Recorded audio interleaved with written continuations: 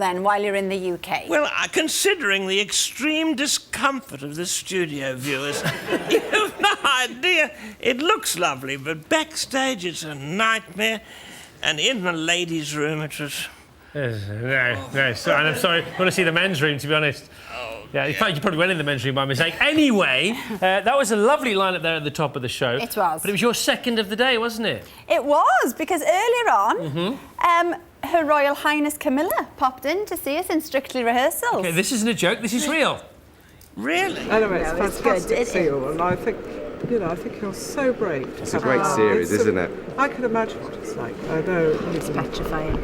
It is. Will you be watching tomorrow? I shall. Oh, Definitely. brilliant. Don't Brilliant. worry, I wouldn't miss it. So how come she was there, Earl? Well, she's a big fan of the show, so Yes. she asked whether she could come along, and then we were all told how to greet us. I said, do we need to curtsy? And they said, yes, you need to curtsy, and you need to address her as ma'am. And then I was practicing, oh, hello, ma'am, and it came out, hello, Cam. Oh, dear. Yeah. Never mind. But unfortunately, that is her name. Yes, but we didn't hear that bit. All right, so well, it's good. She was here just earlier on. Have you worked with the royal family? You've been in many lineups, haven't Well, I you? wouldn't call it... I mean, knowing them as well as I do, it doesn't feel like work. Ah. It doesn't. And you know when you do the Royal Command, are you going to see them or are they coming to see you? Well, I think that a little bit of both. I really rather adore them.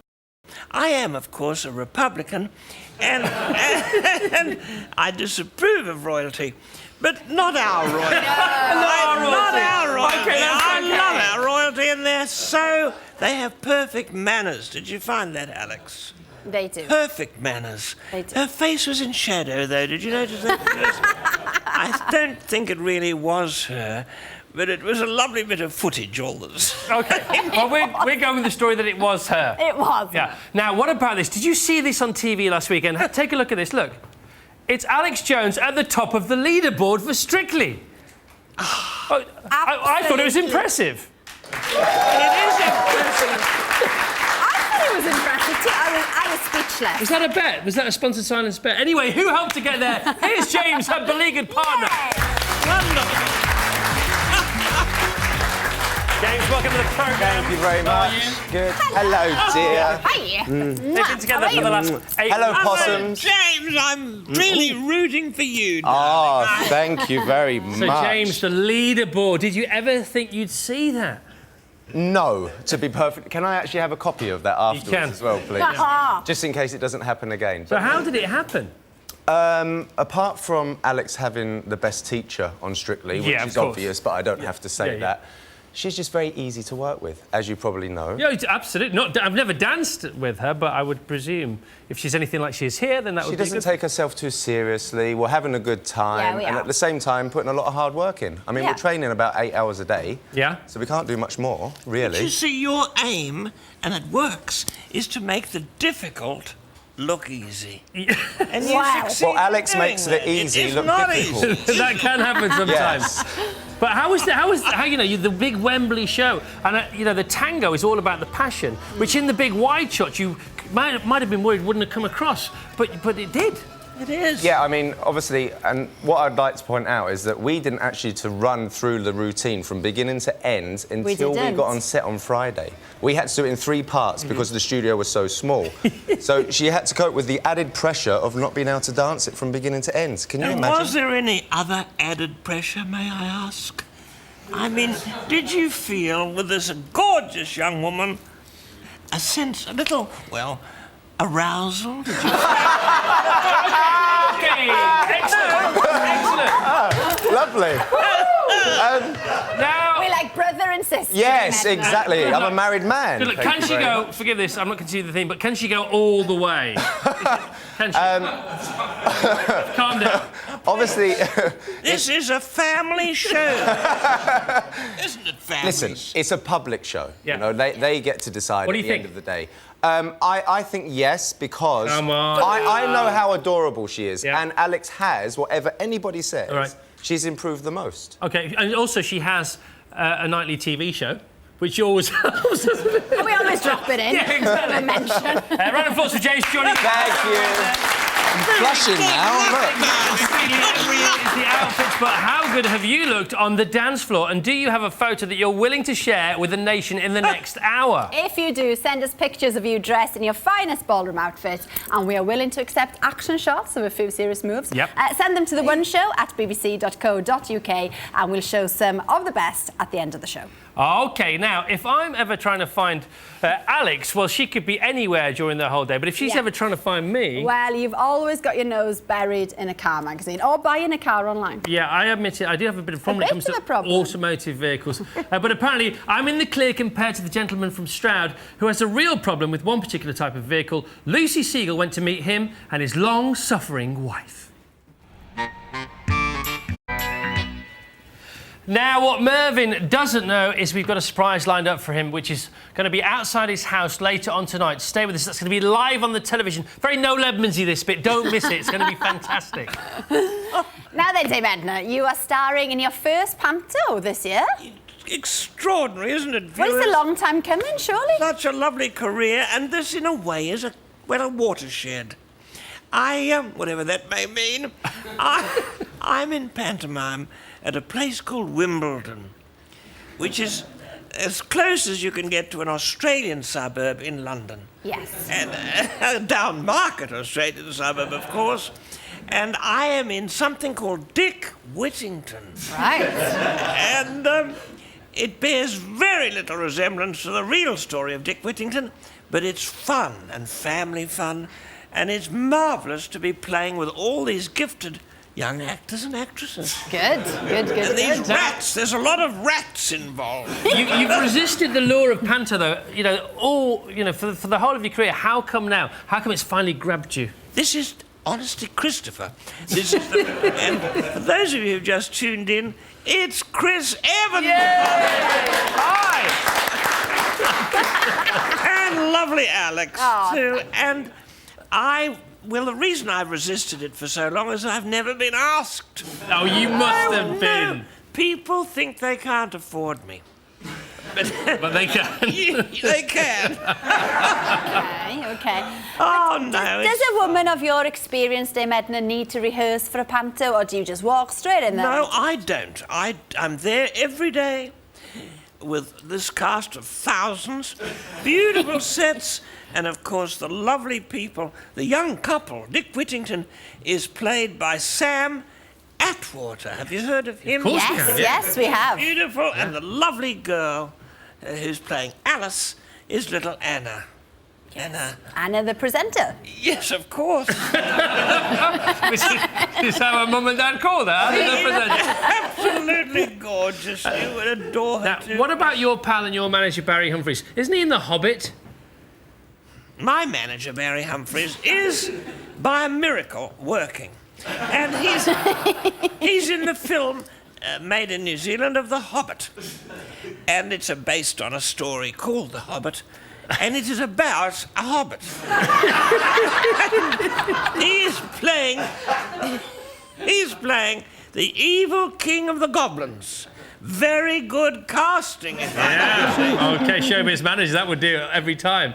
And so have you talked to him on the phone? You know, who else is in the film? I haven't. No. I'm not really communicating with an embezzler. Right. He is an embezzler. Simple as that. Simple as that. OK. And you must have met a few in your... I have to say, yeah. Other names are available. But you're far more famous than your manager, of course, because there's a statue of you in Melbourne. But you don't like the statue, do you? I Let's have a hate little that look statue at it. of me Here in we are. Melbourne. Look at it. It's an eyesore. Now, what's wrong with the statue? What? Well, look at the frock, for heaven's sake. And a horrible face. Look. Very bright lipstick. It's very, very ugly. And luckily, it's in a part of Melbourne where nobody goes. Well, we want to help you change that if possible, which is why we brought in speed sculptor Frances Siegelman, who's over there. A little ripple for Frances, please. And she's going to create, honestly, this is true, a brand new head for your statue, which you can take with you to Australia. Yes. I can go to Australia with my head under my arm. So you can lob off the old one and put the new one on it. There you Well, I'd be happy to do that, and I did notice this attractive woman fiddling with something. Well, that's and our indeed Frances. It was me. And she sculpted the Queen, by the way. We'll talk to her about that later. Has She's she? Proper sculptress. Yeah. Okay. Lovely. Well, after an unreasonably warm autumn... Unseasonably. Unreasonably. Unreasonable and unseasonable. We just started to see signs of winter creeping up on us, getting a bit more chilly. If you're already hankering after some sunshine, Dr. Mark Porter has the perfect excuse to treat yourself to a trip abroad. Yeah, he says a large number of us Brits need more vitamin D, and the best way of getting it is to have some blue sky thinking available. Children. And make the most of the sun. Just 10 to 15 minutes exposure on your unprotected face and arms during the spring and summer months may be all that's required, but be sensible. Don't sunbathe. A little sun is good for us. Oh, that's all right. I'm gonna... Thank you, Dr. Handsome. What's better than one doctor? Two. How about Sarah Jarvis is here? Hello, Sarah. Hello. Welcome to the programme. So we're both fair-skinned. We are. And we're both vitamin D deficient. Yeah, I am officially the same as you. I heard that, my doctor said this year, that if you go around in the summertime with just that bit of your skin bare to the sun for 20 minutes a day, that's enough. Well, probably if you live in the south of England. The problem is what we're discovering is that actually people in the north of England, north of about sort of Birmingham, the Midlands, are probably going to be vitamin deficient all year round. So it really does... What are you doing? She's being attentive. Oh, bless. I'm absorbing every little drop of vitamin. Are you hanging on my every nugget? I am, my darling. Bless. And I bet you learned something from that too, didn't you? Absolutely. Yes, no, 100%. absolutely essential. Have you seen cases of rickets in the surgery recently? And when I was a medical student, we saw them in textbooks from the sort of Victorian era. These days, obviously, you know, I'm not old enough to have been around in the Victorian era. You're younger than me. You know, we're all young round the table. Oh, you're smart, you are, Sarah. Oh, I know. Good move. But these days, actually, seriously, I have seen a few cases, not often, but they are happening, and they're happening right here in the UK. There's nothing we can do about it at the moment, though, is this time of year, apart from taking supplements. Well, no, there isn't, except that, of course, what we do need to think about is you don't need vitamin D every day, because you can absorb it, you can store it. So if you have it during the sunshine, I'm not surprised you got things wrong. If you have it during the summertime, you can store enough for the rest of the year. But the problem we've got is that kids aren't running around outside. They're sitting inside on their Xboxes. And, of course, their mums and dads are always being really careful. Don't let them get in the sun too much, covering them with high protection sun factor. Actually, we don't want too much sun, but we do need a bit. We are being given conflicting signals there, aren't we, from the medical profession? And if anyone Keep out of the sun, go into the sun. It's true, isn't it? Well, this is not a word with which you're familiar, Dame Edna, but moderation. Somewhere in between. Excess is my motto. And I'll tell you this, my darling, darling doctor, and goodness knows where those lovely hands have been. I believe in vitamin L. Vitamin L? What's that? For laughter. And that is the thing we all need lots of. Don't you agree? And it doesn't go into the toilet either. We store it. Well done, Sarah. Well done for getting through that. Thank you, Sarah. Now, last month, Wendy Robbins brought us the amazing moment when a fireman was reunited with a young girl whose life he had saved. Tonight, she's another story of survival against the odds and another truly heartfelt reunion. 41-year-old father of two, Harry Berger, owns a bar and B&B in the Lake District. On the 2nd of June last year, he was... The guy who let me have another life.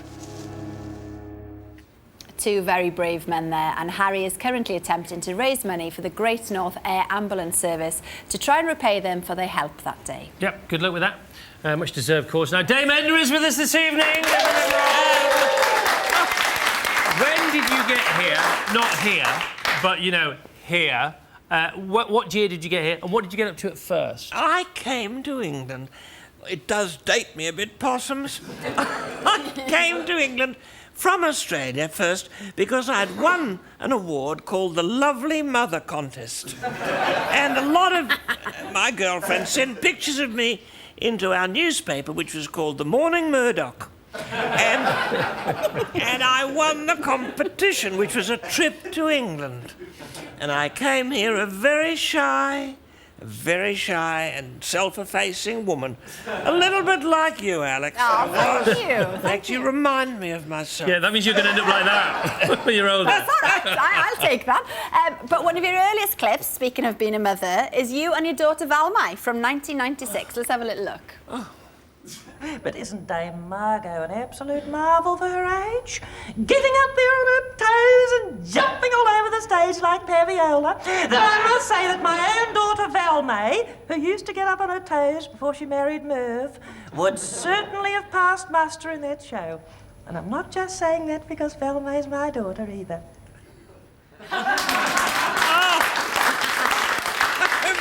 Do you remember that? I don't remember it at all. And look at how the colour of my hair has changed. Oh, you're way more glamorous. Rather like yours. Yeah, I know. I'm testing out for the poodle parlour, don't worry about that. You can see, can't you, viewers, what a nervous person I was then. And I have all the confidence in the world now. You've never been nervous about anything, have you? Well, I relax because I enjoy bringing so much happiness to people. Good. But you weren't even nervous when you were on Top of the Pops singing. Was I? Here you are. No. Look at this. Another clip.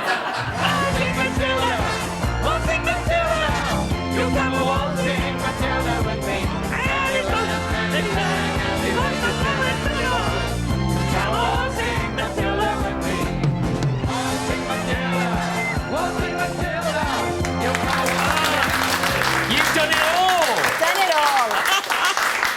And you look remarkably like Marge Simpson in that clip. Yeah, well, Marge Simpson looks like Dame Edna. Yeah, I think they based that a little bit on me, but it didn't hurt my feelings. I don't mind what people base anything on, really.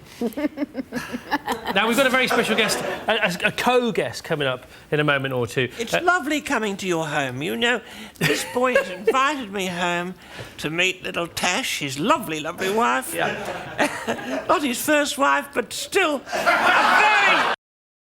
Not my second wife either. But a successful union, producing adorable Noah, who I met this evening, and you walk into his house and there's a throne. Yeah. A throne, a mahogany chair. It's true. With a sort of red satin cushion. How the heck do you know that? You can take little pictures of Noah sitting there. It would be lovely. That is incredible. there is a big throne to the right side. I don't know, it was there when we arrived, obviously, but I didn't buy it, it's not mine. And there's this woman's home. I couldn't believe it. It's full of false eyelashes. Why is that? It is. How did you get this How did you get in? I got one under my tongue. It was horrible.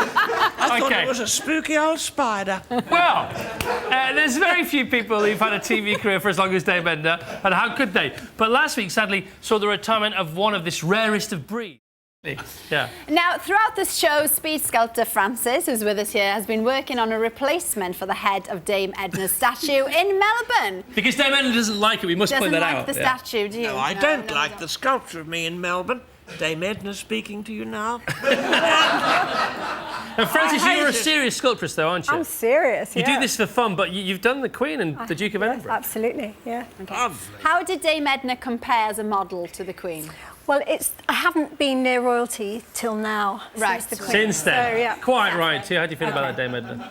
Yeah. OK, well, are we... She sounds very sincere. Yeah, absolutely. As an actress, what would you say, Penelope? Was that sincere or not? Oh, terribly sincere. Okay. Well, you can take this with you to Australia. Really, you can. Okay. Are we ready to see the Do you have a fanfare or results? something? Here we go. Now,